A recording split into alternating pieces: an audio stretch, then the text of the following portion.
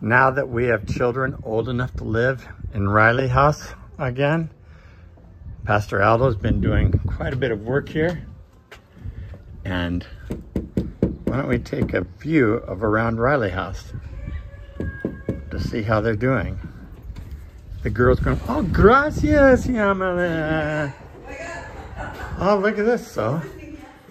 Here's Riley, for those of you who built RileyHouse 10 years ago, here it is. Looking great. We built RileyHouse in 2013. So, cuarto de this is Yamalet. This is Yamalet. This is Yamalet's bedroom. Look at that. She has all of this. Looks good. Over here, this is Ashley's bedroom. Ashley, as usually, most spoiled with the bathroom.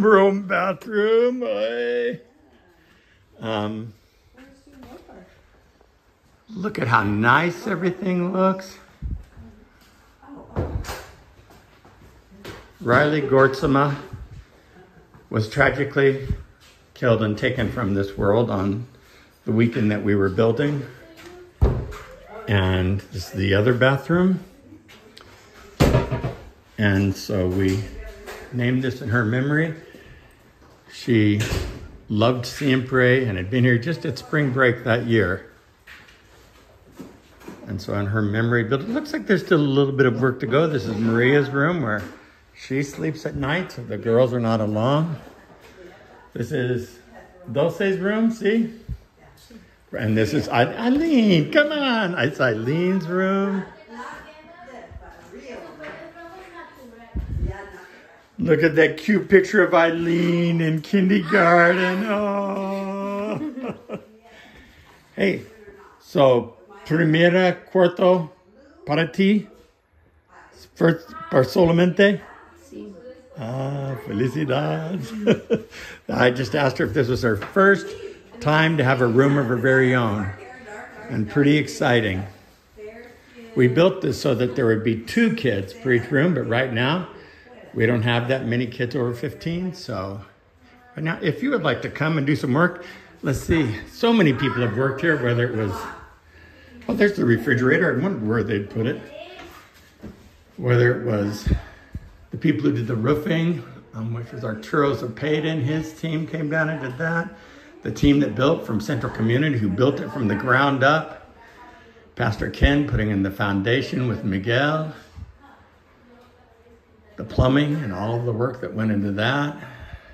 Those who donated to pay for it all. We literally begged for money for each one of these windows. And then Laguna Niguel Presbyterian Church, their youth group came down with our son, Pastor John, who was youth pastor back then, and they did all the drywall. Or not all the drywall, but the painting and I believe a lot of servicing. And then Pastor Aldo's been doing a lot of work down here to get everything back up to snuff, and they're still working their way around. I always tell groups call and they tell me, what would you like us to do? And I say, just pick a room or pick a building and say, this is the one we want to do and we want to have it be our own. And then it can be a home for children for years to come, for a decade. This is housed children. We poured a slab right here for the second teen house right here. And instead it's housing a skateboard ramp. Thank you so much for the awesome skateboard ramp. But anytime you would like to make the donation to put up the second house, these are people who came and built on part of our property and fought with us over it. And so they're still building there, but it takes time. But you come in and here's the back of Siempre. You can see there's a lot of painting that needs to be done, a lot of work all the way around. Across the decades, stuff just needs to get done. Here's the fire pit at Siempre. Thank you so much for those. We call it the gathering place, not the fire pit. The gathering place. It's been a long time since I did a walkthrough on this side of the property. This is RileyHouse at Siempre. This, my cousins Jim and Yvonne Weir. Yvonne's parents died. They were devoted to the missions work and paid for the money to be able to purchase this property and then build this building. There's Carla, our teacher. Hola, Carla, ¿cómo estás? Here's Denise and Nari working away. It's good to see you guys. Studying hard. Carla, buen trabajo. Perfecta, gracias. You see, muy, huh? And I don't know what's in the other room. I think the other rooms are pretty much empty. I think I just locked myself out of it. There we go, yeah. So we've had sewing classes in here. We've had, beyond sewing classes, we've had marital counseling classes in here. We've had how to live a better life in here for the community. That's why we call it RileyHouse. It's a community center. Every community in Mexico has a place called Corazón de la Comunidad, the heart of the community. And that's what we would like Siempre para los Ninos to be for decades to come. You're invited. Thank you, Carla. Gracias. Carla is also a school teacher right up the street at the school, and her husband serves in the military here in Mexico. See? Yes. Militario? Yes. Yeah. So we really appreciate her being here, working with us. I look at this and I think about all the concrete, all the other stuff that's around here. And underneath all of this, there's plumbing, there's electrical, there's so much stuff that goes into everything around here. So thank you so much. God bless you. Thank you for your continued work at Siempre para los Ninos. People like Ellen and Tom down with me today. It's probably been a month or two since they've been down with me.